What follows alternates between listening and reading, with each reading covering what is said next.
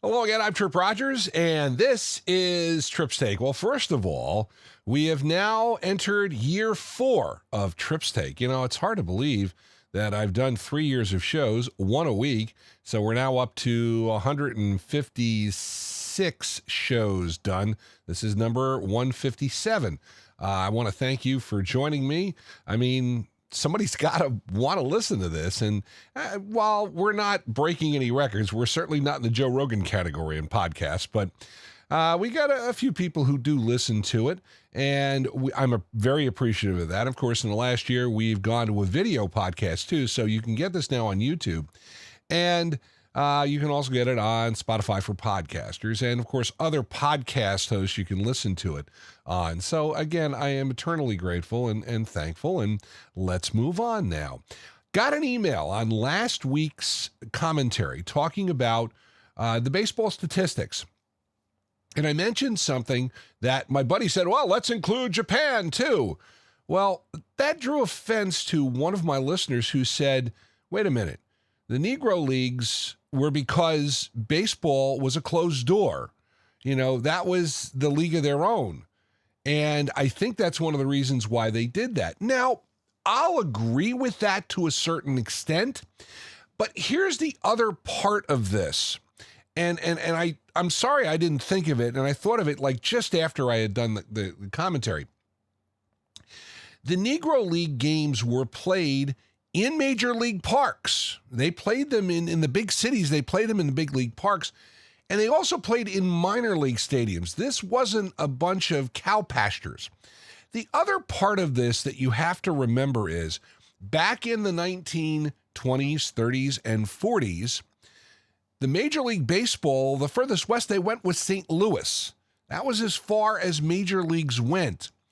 The Pacific Coast League on the West Coast was a renowned baseball league. In fact, that's where the DiMaggio brothers got their start. And the Pacific Coast League was thriving until baseball expanded west and went to Los Angeles and San Francisco in 1958. And that's what kind of changed the paradigm at that point for Major League Baseball. But again, the Negro Leagues were still, and the Negro Leagues primarily played in the North. There were some in the South, but again, for the most part, they did play in stadiums that they could easily recognize. And so those records, you know, it wasn't like they were playing in a bunch of high school fields. That's kind of where I was going with this. So, and again, I think the other part of this, and it's another factor I thought of after I had done the commentary when I was thinking about it, baseball, more so than football, hockey, and basketball, is a statistics-driven sport. And, oh boy, I mean, you want to get a debate going, it's baseball fans, and they'll recite statistics, something fierce. One of the things I think that has turned me off of baseball games is the analytics and the constant statistics. I mean, I understand it's new and improved. You got to change how you do a game, but the numbers just blow my mind, and it takes away from my enjoyment. I mean, I want to hear about a baseball game, but I do not want to hear 5 statistics for every batter that comes up, and it just drives me nuts. It really does. So again, the statistics aspect of it, again, baseball, I think more so than football, hockey, or basketball, because again, those games are somewhat, there's a lot of action with them. So there's not a lot of downtime, whereas baseball, not exactly, you know, it's pitcher, catcher, and a hitter, and there's a lot of downtime with it. So that's, I think, where the statistic angle comes from. All right, gonna flip ahead. I had mentioned, I've talked about the fact that I went back to my college in April and participated in Vinyl-Thon and got a chance to get together with a number of people who I had not seen in 40 years.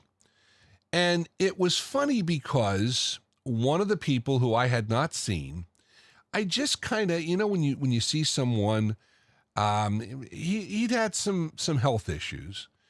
And I just kind of got the feeling, and he kind of was like, well, you know, listen, I want to do this. I don't know if I can do it again. And it was almost an eerie an eerie feeling of what was to come. And unfortunately, the news has passed along that he is not doing well. Went in for a procedure related to his heart and evidently had an issue, and he is now struggling.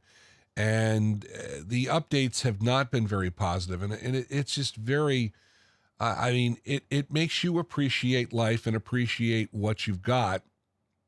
And ironically, coming in the month where I turn 65, I mean, it really, makes me start to think, and, makes me appreciative of being with people.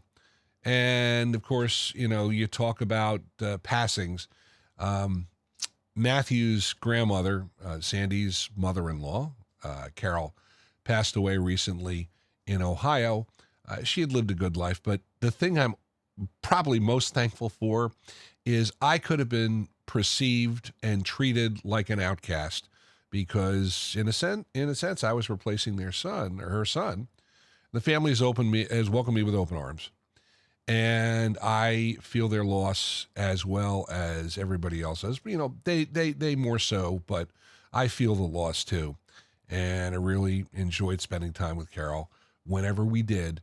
And as I said, she always made me feel welcome.